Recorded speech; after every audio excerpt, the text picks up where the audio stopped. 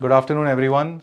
Welcome to this live detailed analysis of the MICAT 1 conducted today on the 6th of December 2025. As you know, this year, a lot of changes have happened with respect to the MICA programs. Now we have 4 full-time programs which are offered by MICA.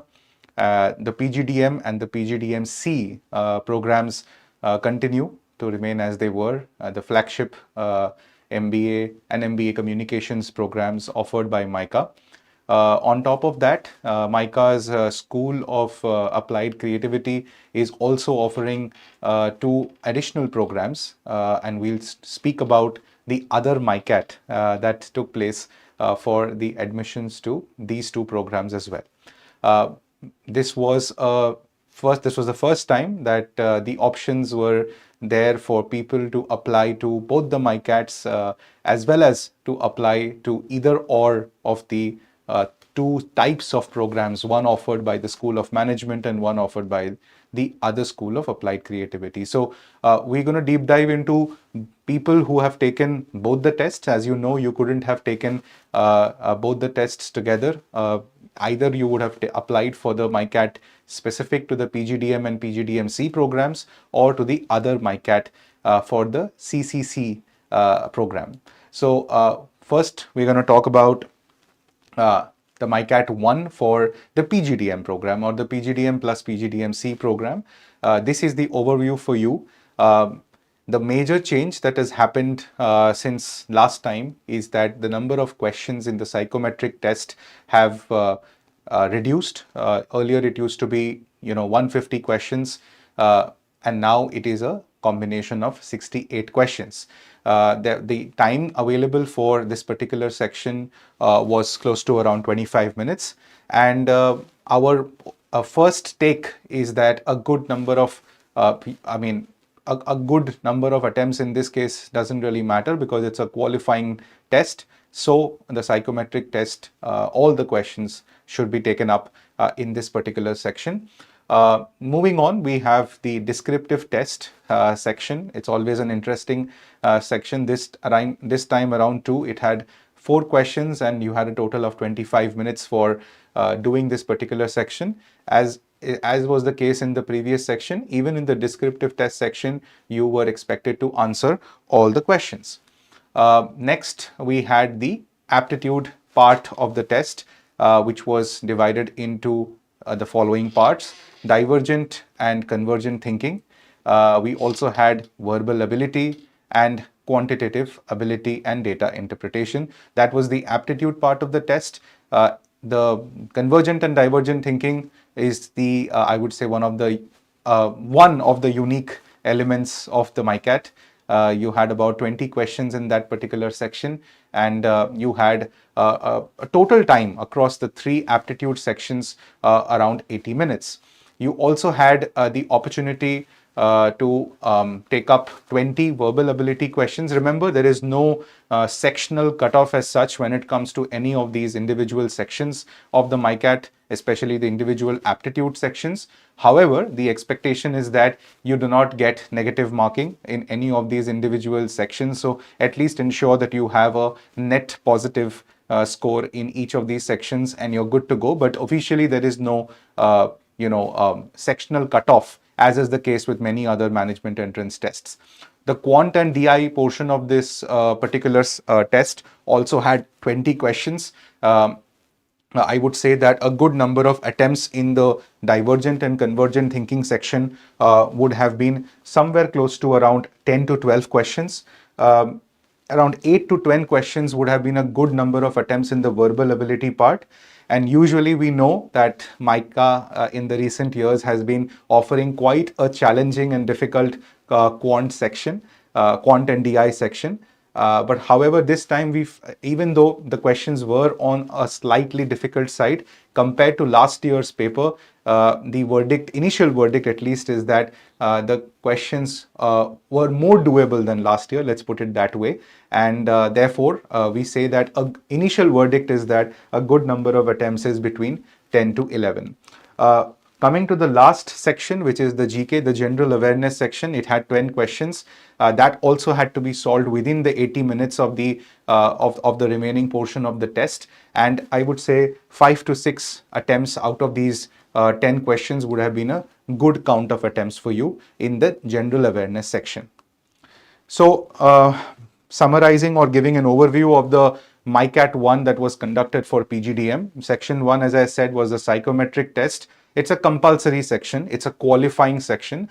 All questions were compulsory, and the performance of this in this particular psychometric test is used as a qualifying criteria to the next stage, which is the descriptive test section and the aptitude section along with the general awareness section.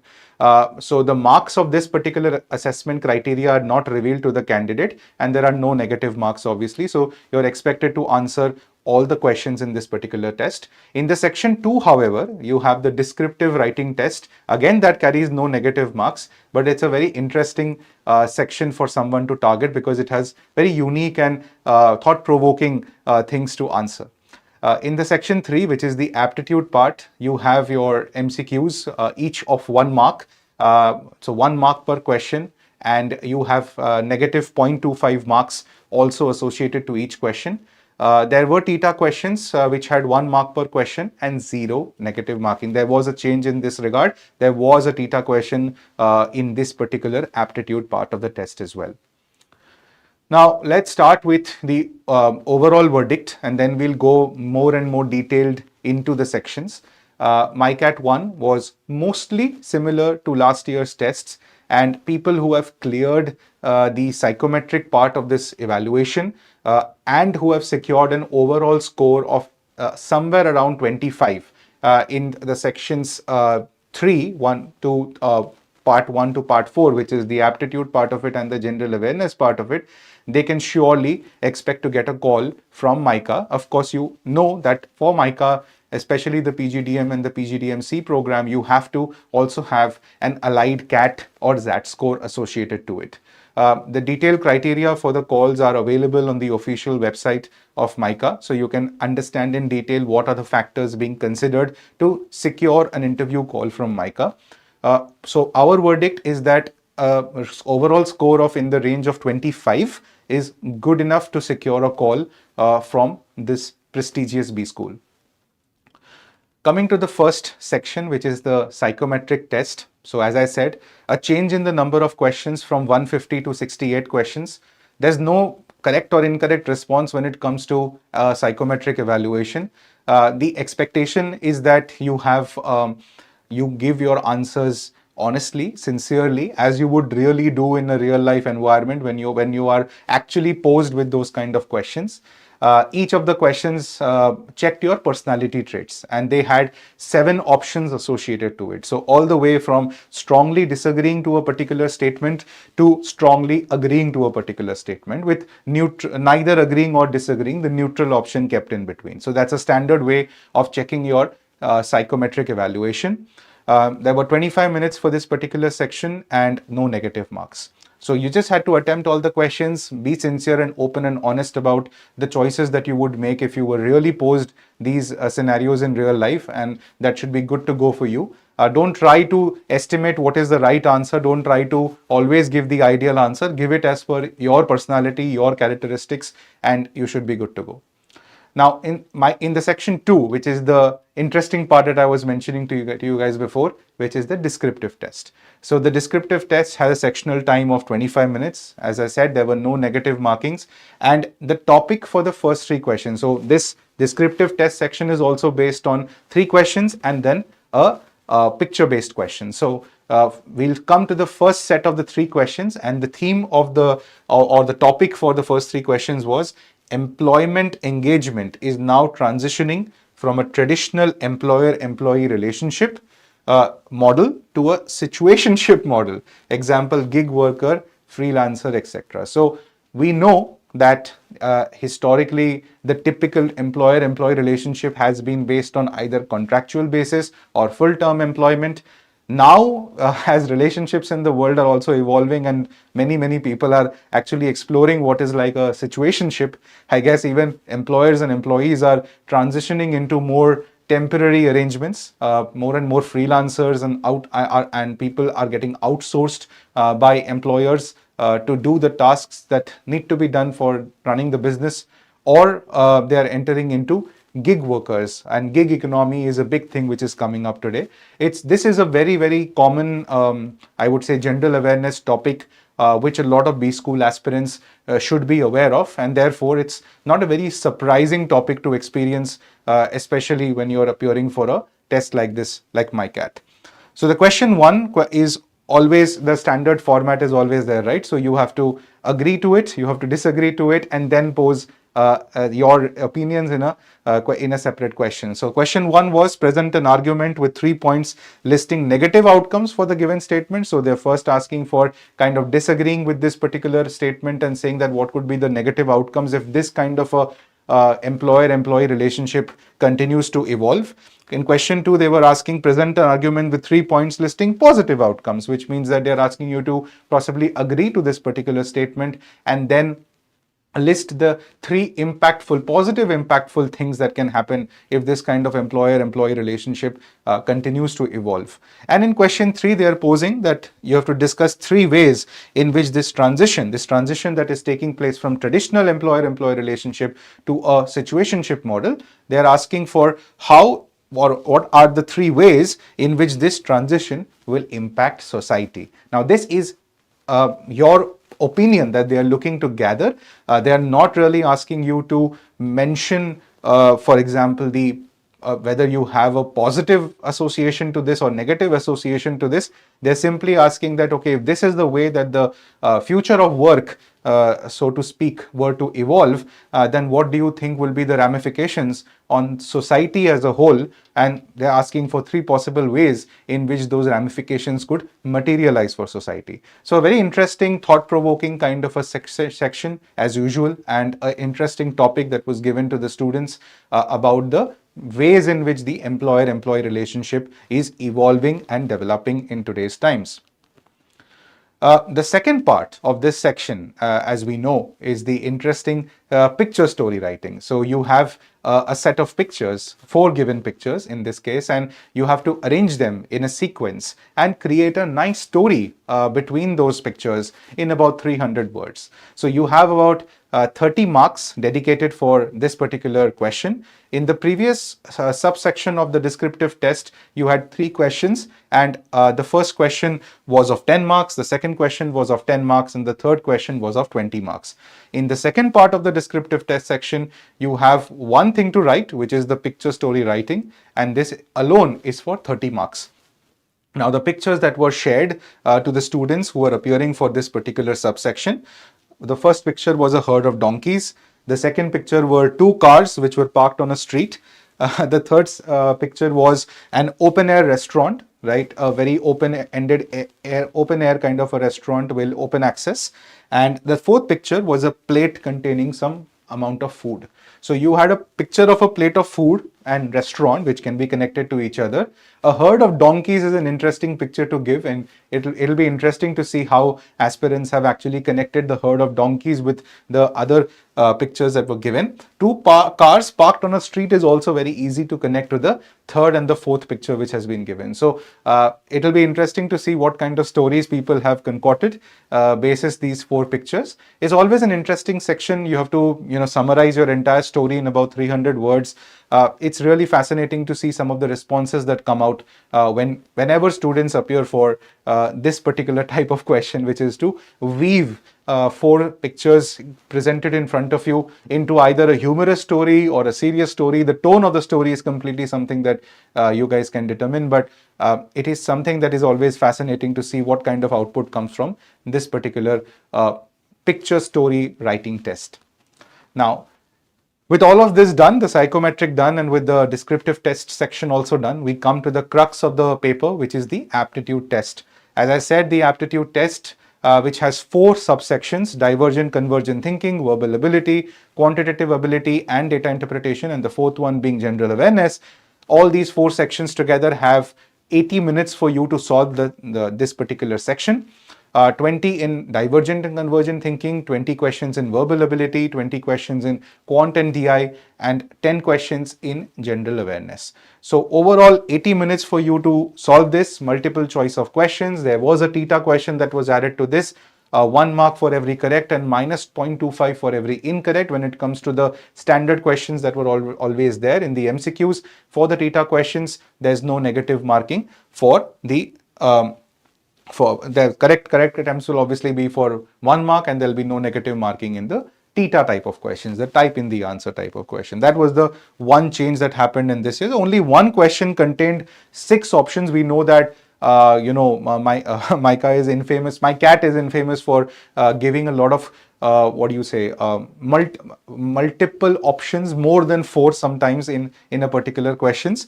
However, in this regard, only one question contained 6 options. This was in the divergent and convergent reasoning section. The rest of the questions had standard 4 options each, and out of 70 questions, there were about 6 which were theta. So there were a mix of theta and MCQ questions, which is, I would say, one of the big changes in MICAT that has happened this year, apart from the change in the overall number of questions that has happened in the psychometric section. Right, now let's deep dive into each of these individual subsections, starting with subsection number 1, that is divergent and convergent thinking. Always a very interesting and unique part of MICAT that is tested. The topics which were asked in this particular section can be broken down into questions around word association, around 3 questions around that, 2 around syllogisms, 2 around statement conclusion, and 1 around statement and reason. So these are thought-provoking questions. Again, the questions will be of the nature that, okay, what if this happens? If this happens, you'll have to make a lot of cases and think about different ways of answering the question given to you. Now, our verdict is that overall this section tends to be on the easy to medium side. Or medium side, and there were a couple of sections like topics like word association questions and syllogisms questions that were actually on the medium side. The statement conclusion, okay, so deriving the conclusion from the given statements, those type of questions were on the easy to medium side, whereas the statement reasoning question was on the slightly medium difficulty side. This is our overall verdict on the divergent and convergent thinking section. There were also questions around visual reasoning. There were 12 questions overall that were spread around visual reasoning, data sufficiency, and puzzles. These 12 questions we estimate that had an overall difficulty level of medium, and we estimate as an initial verdict that out of the 20 questions in this particular section, 8 to 10 attempts with around 90% accuracy would be a good count of attempts in this particular subsection. Moving on to the next subsection, which is the verbal ability. Now, verbal ability is very similar to the VARC section of the CAT that we all know and love. However, the attempt strategy is very different when it comes to this particular section or this particular subsection. Again, this particular subsection has around 20 questions. There were questions around complete the paragraph or summarization kind of questions, 2 questions around that. Jumbled paragraphs, 5 statements. They were theta of nature questions, and odd sentence out kind of question was also there, which was again a theta type of question. Then there were a total 3 RCs. RC1 was around evolution of universities. RC2 was around kangaroos. There were 3 questions in that which were of easy to medium, and RC3 was around the rise of cafe culture in today's times, and 5 questions were there in that. That was the crux of the RC section, and they were slightly on the medium difficulty side. So I would say the RC1 and 2 were more of the low-hanging fruits that you could have attempted, and as usual, people love to solve the verbal ability in the non-RC questions first before jumping onto the RCs if time permits. Remember, overall you have around 80 minutes to solve these 4 subsections, and therefore you have to be very critical in terms of how you're choosing the right question or the passage to target in a particular subsection. Overall, 2 plus 2 plus 6 plus 10 makes it 20 questions. This was the breakup. So as you can see, there were more number of questions this time around, more number of RCs this time around dedicated to the RC part of this verbal abilities subsection. Overall difficulty was on the medium side for the non-RC questions, the complete the paragraph, the jumbled paragraph kind of questions. The RCs, 5 out of the 10 questions in RC were easy, which were the RC1 and the RC2, and the RC3 more had medium level of questions, and therefore I would say that there were 5 medium difficulty questions and 5 easy level of questions in the RC part of it. Overall, there were 20 questions. Again, we are estimating as an initial verdict that 8 to 10 attempts with 90% accuracy would be a good performance in this particular subsection of verbal ability. Moving on to the next subsection, which is the quantitative ability and data interpretation. Now, in this particular section, as you can see, there were a couple of areas which were tested. There were areas around arithmetic, 6 questions around that, algebra, 1 question, geometry, 2 questions, numbers, 1 question, modern math, 4 questions, and data interpretation set was given, which had 1 set of 2 questions and 1 set of 4 questions. That made up the entire set of 20 questions in this particular section. Usually the arithmetic section of this particular subsection is considered to be on the slightly medium difficulty side. Last year, for the other topics like algebra, geometry, modern math, and numbers, there were questions around coordinate geometry last year. There were difficult questions around quadratic equations last year. So those kind of questions were on the difficult side of things. Here, in this year's paper, we are estimating that things like algebra, things like modern math, and questions around numbers were more on the medium difficulty side of things. And overall, I would say that you can call this particular MICAT's Quant and GA section to be on the medium to difficult side of things instead of being totally on the difficult side of things. So I would say a good attempt strategy in this particular section, unlike last year, would be slightly higher this year. It would be 10 to 11 questions with 90% accuracy to have a good performance in this particular section. A point to note that there were, out of 20 questions, 4 theta questions in this particular section. So that was something that is noteworthy of this particular subsection of MICAT. Now that brings us to the final section, which is final subsection, which is general awareness. Now this general awareness section had a total of 10 questions, as you know, to make up the overall set of 80 minutes that is dedicated for the aptitude test. There were 7 questions which were match the column. I would say the match the column questions are relatively the low hanging fruits that you should have targeted, because even if you don't know all the right combinations, one right combination matching with one of the options can help you in terms of converting that question. There were 2 questions in terms of identifying the correct statements from the given statements, and there was 1 question on identifying the correct option. Usually the MICAT GK section or general awareness section tests you on aspects of marketing, on aspects of brands and their logos and their taglines and catchphrases, and eminent personalities related to the world of media, marketing, advertising, etc. So this is an interesting section again, and out of 10 questions overall, 2 questions were on static GK and 8 questions were on current affairs, recent news regarding the world of media, marketing, marketing strategy, advertisements, advertising, etc. Brands, branding. So now we are estimating that out of 10 questions, a good attempt would have been a total of 5 to 6 questions with around 70% accuracy. That is what we are estimating to be a good performance in this particular section.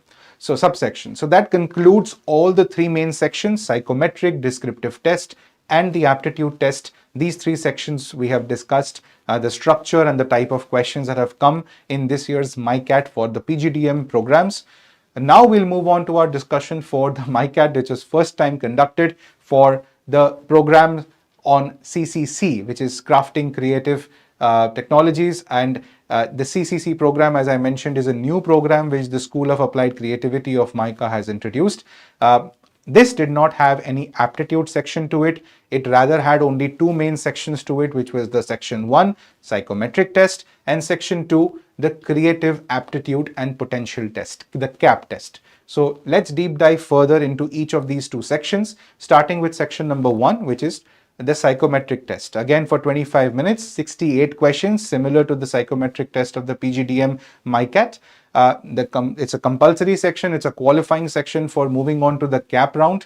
In this case, the CAP again stands for the creative aptitude and potential test.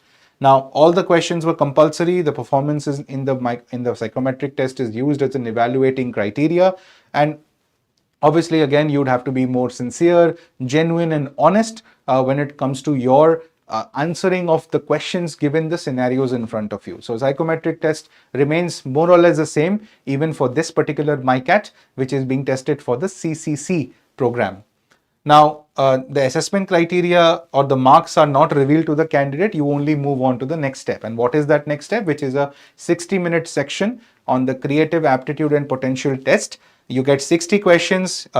Every correct answer gives you 60 minutes. You have 30 questions, each question with about four options to a question. And guess what? There's no negative marking for any of these questions. So these are situational questions, scenario-based questions that were asked to people. We'll describe more on what type of some examples of questions that were asked to give you a sense of what some of you who are probably preparing for this particular MICAT in the second MICAT in the month of January, you can possibly expect some questions around some nature of questions similar to what was discussed and asked in MICAT 1. So first, let's start with the overall verdict. MICA has introduced now a separate test, like I mentioned to you, for the CCC 1 year and the CCE 2-year programs this year.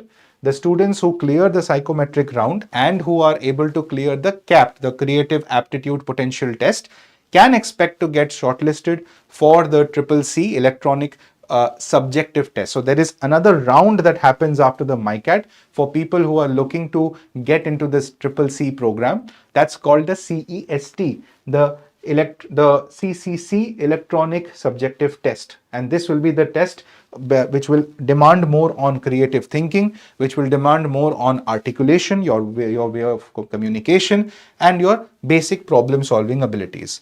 The candidates will be shortlisted based on the electronic subjective test. Who qualify this particular CEST, they will be called for the personal interview round. And you can find more details about the qualifying criteria, the percentage weightage given to each of these elements of the selection process. You can find out more details about this on the official website of MICA that contains all the details around what this new program is all about and what are the different elements of the selection criteria. They have in fact also mentioned about the kind of people that they are looking to onboard into this program, the mentors, the industry mentors like Shekhar Kapoor, who will be mentoring such kind of people who get into this program.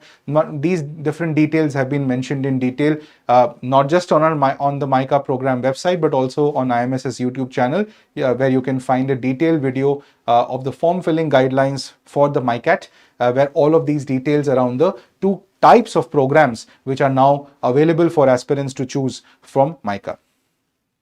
Let's come to the psychometric test. As I said, all the 68 questions had no negative markings, of course. Again, each of them had 7 options ranging from strongly disagree to strongly agree.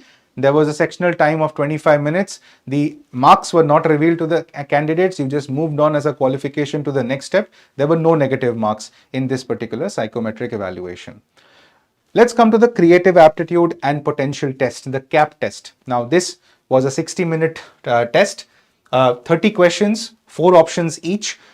You had no negative marking for any of the questions. So you are competing for around 30 questions, 120 marks in a span of 60 minutes. This was essentially a creativity test. Each question had 4 options. You were given some scenarios in front of you and you had to choose what is the most appropriate scenario that you can possibly answer. For example, I'll mention some of the questions to you, but the questions were broadly of the nature of marketing strategy or creative thinking. Now, for example, you were asked that if an umbrella brand is there, right? And if this umbrella brand wants to launch its umbrella product into a desert-like place like Rajasthan, then what is the strategy or what is the pitch that you would develop for doing so? So that's an interesting and kind of a unique hatke kind of a question that was asked as a marketing strategy, literally placing you in terms of what is the position that you would hold, let's say as a brand manager, or let's say as an advertising in charge or advertising manager, what kind of decision making that you would take to solve this kind of a problem for a umbrella brand who's looking to go and pitch its product into a desert. Now, there was another type of a question that said that, okay, if the streets had to advertise themselves, you have multiple streets around your colony, and if streets had to advertise themselves, then what slogan would work best for the streets? So that's a very interesting question, that you are giving some, you're humanizing some, non-living things, and you're trying to advertise those non-living things and trying to give them emotions, trying to give them personalities, and therefore what slogans and what pitches would you use to advertise something as random as something like a street? Now, for example, there was another question that a clothing brand, okay, a clothing brand would usually target, I would say, extroverts, people who are fit, people who are flexible, people who are fine. You've seen a lot of recent news and chatter around clothing brands like Gap and American Eagle, and how they are advertising their jeans with different celebrities and different pop artists. If a clothing brand, the question was, had to target introverts as their target audience, then what campaign would work the best? And then they would give 4 options, and then those 4 options, out of them you had to choose what is the most appropriate. Now, some may say that, okay, people may have different views in which they would want to do, but the options were framed in such a way that there was a clear, distinct winner out of the 4 options in terms of what ideas or what strategies or what campaigns would work the best given a particular situation mentioned in the question. So these were the kind of interesting questions that were asked in this creative aptitude and potential test. Once again, if you clear this, then you will have to take the CEST test, details of which will be further available on the MICA website. And clearing that as well, you would then be called for the PI round, and then a combination of your MICAT, your CEST score, as well as your PI performance will all determine whether you are able to make it to these new programs that have been offered by MICA. So that's the overview and the verdict and the summary for the MICAT that took place in December 2025. There will be another attempt for those of you who are looking to target another attempt for either the MICAT for the PGDM programs or the MICAT for the new programs, the CCC programs which have been introduced by MICA. Let's now take a look at some of the questions and your thoughts and comments that must be coming in upon seeing this live detailed analysis of the MICAT. I'd be happy to discuss some questions from your side. So do show your enthusiasm in the chat, and let's take it forward from there.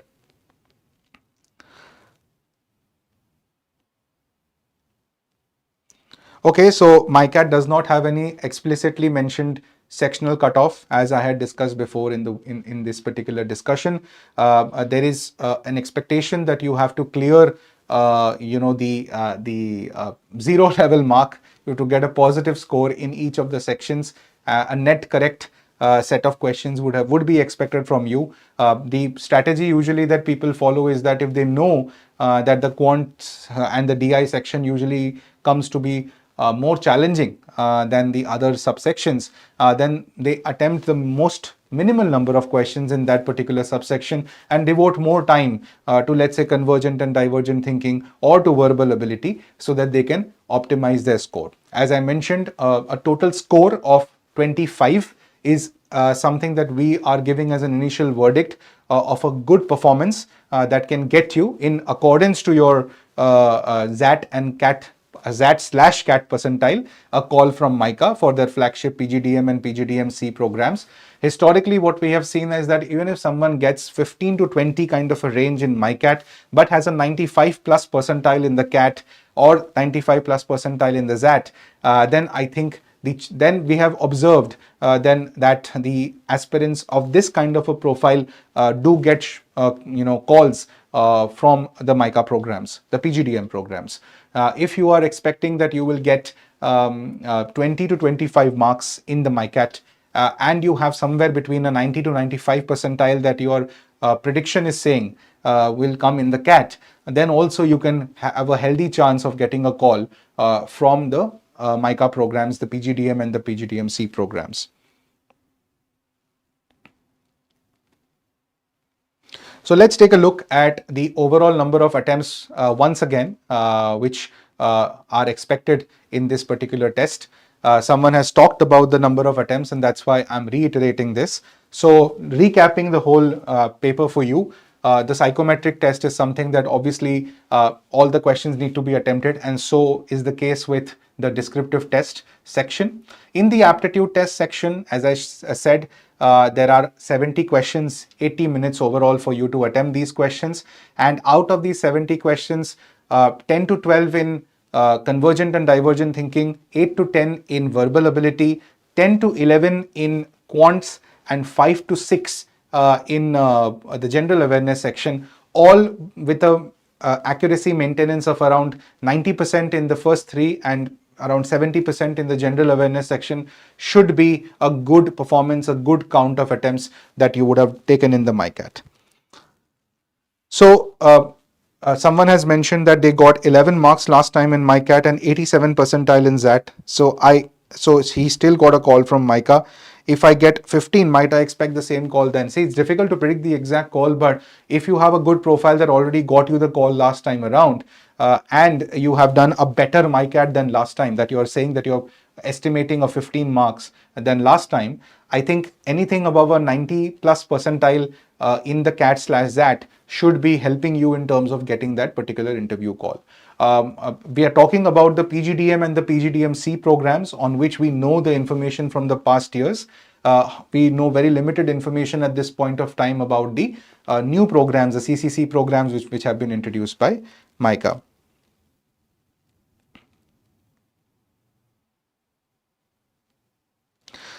So Parth is saying that quants was easy, 17 out of 20 attempts for me. So that's a great attempt performance, Parth, from your side. We are saying that for the larger pool of candidates, 10 to 11 questions for MICA, for the quant section of MICAT is a good count of attempts. But if you've done 17 attempts and if you're expecting, let's say, even 80% accuracy, then you are well on your way to securing a very good performance in that particular subsection. So congratulations to you for that, Parth.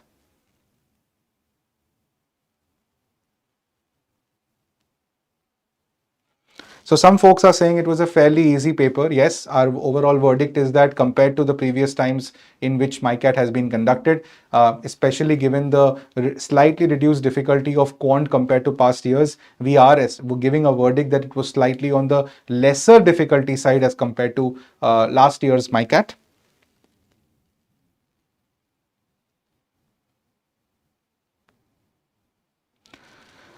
So Parth Pava is also asking, did we also have to arrange the photos that you have written the story based on it? The expectation is that you do mention that this is the order in which you are summarizing the pictures. So maybe a 4, 3, 1, 2, whatever is the order that you have chosen to describe the particular story is expected of you to mention. But even if you have not explicitly always mentioned it and you have written the story in a very clear manner that is depicting to the reader that, okay, this is the arrangement of the pictures that you have chosen, then I think it's fair game. And I think that the depiction of the story through those pictures in that order that you have written should do the trick for you. But yeah, the natural expectation is that you at least write in the beginning that, okay, I'm arranging the pictures in so and so order, and this is a story based on it.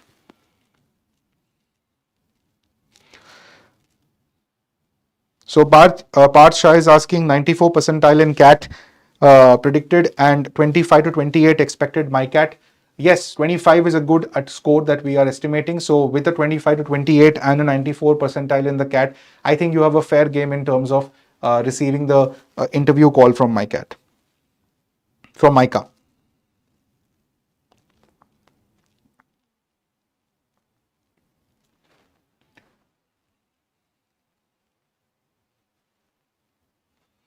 Right. I don't see any other questions from the people in the audience. But thank you again for watching this particular video. I hope your questions around MICAT have been answered. This was the live detailed analysis. Our first take, our detailed summarization of the MICAT that happened on the 6th of December 2025. For those of you who are taking the MICAT again, this would be a good video for you to refer to in terms of what kind of structure of questions to expect, what kind of type of nature of questions to expect, and what kind of attempt strategy and overall accuracy strategy that you guys would need to target for acing the other attempt of MICAT. And for all of you who have taken the MICAT, I hope that you've been able to relate to the topics and the verdict that we have passed along. You can share in the chat what kind of attempts you have taken, and our team would be happy to get back to you in terms of our verdict, our comments. Thank you again for staying in tune to all of our videos, and we wish you all the best for the other exams which are remaining in this particular admission season. We wish you all the best. Stay safe, take care. Bye-bye.